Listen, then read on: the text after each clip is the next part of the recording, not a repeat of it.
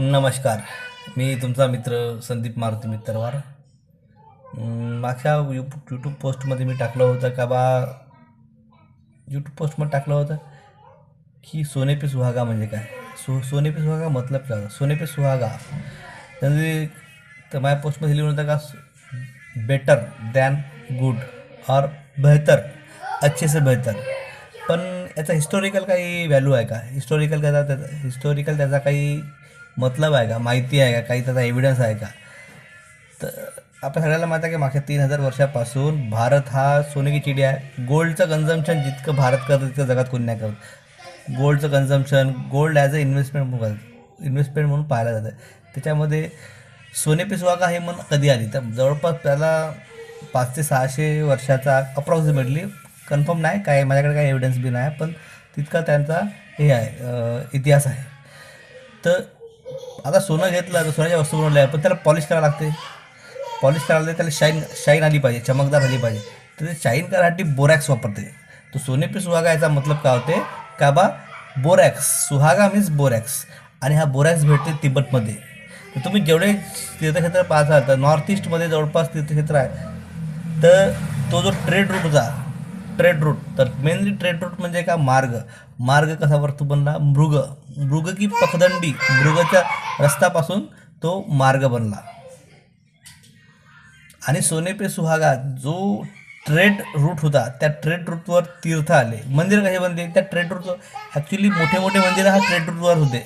मोठे म्हणजे सिटी कसे होते, जसं वाराणसी आहे, काशी आहे, उज्जैन आहे. These are the cultural plus commercial you can say hub or centres. तर त्या मार्गावर मंदिर बनले आणि या मंदिरामध्ये लोक येत होते, आराम करत होते, जेवण करत होते, रेस्ट करत होते, आणि समोरचा प्रवास करत होते किंवा त्याचा व्यापार पण करत होते. असं त्यांचं हे आहे. तर मग त्या मृगची पकडली जी जनावर चालत होते त्याच्याकडून मृग से मार्ग आहे, मार्ग से महामार्ग आहे. आणि दुसरी गोष्ट याच्यामध्ये येते की तीर्थ, आपण तीर्थक्षेत्र म्हणतो.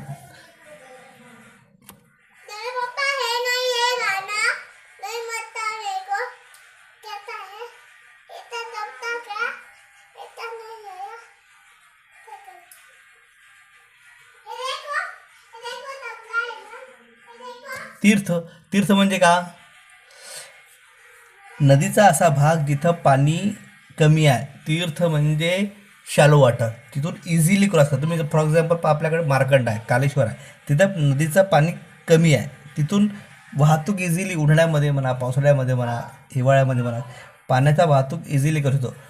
आणि त्याच्या बाजूला मोठे मंदिर आहे, जसं कालेश्वरचं मंदिर आहे, मुक्तेश्वर महाराज, किंवा इथं मार्कंडे स्वामी जातात. ते एक हब, एक सेंटर म्हणून पाहिलं जातं. काही वर्षानंतर राजे बदलले, काळ बदलला, वेळ बदलले, त्यातून मग काय झालं की बा तो मार्ग उपयोगात नाही राहिला. त्याच्यामुळे त्याच्या बाजूले जंगलं झाले. तर फॉर एक्झाम्पल पुन्हा एक आपल्याकडे मंदिर आहे खजुराहो इज आता खजुराहोबद्दल सांगायची काय गरज आहे, जवळपास 90% लोकांना माहीतच आहे. पण Khajuraho is basically mean celebration of life, सृजनचं महत्त्व आहे.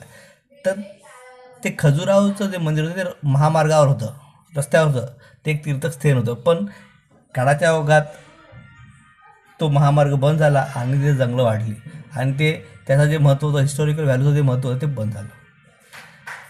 म्हणून सोने पे सुहागाचा अर्थ काय, सुहागा मीन्स बोरॅक्स. आणि बोरॅक्स पर्टिक्युलरली कुठे भेटते, तिबेटमध्ये भेटते. म्हणून भारताचा आणि तिबेटचा व्यापार हा प्राचीनपासून आहे. आणि आता रिलिजियसली बौद्ध धर्माचं भरपूर मोठं सेंटर हे तिबेट होतं. त्याचे दलाई लामा सर्वेश्वर इथं आले आहे. अशा प्रकारे हा माझा व्हिडिओ होता. तुम्हाला जर ही माहिती, जर कदाचित तुम्हाला माहीत असेल तर ही माहिती तुम्हाला आवडली असेल तर लाईक करा, शेअर करा, सबस्क्राईब करा. थँक्यू.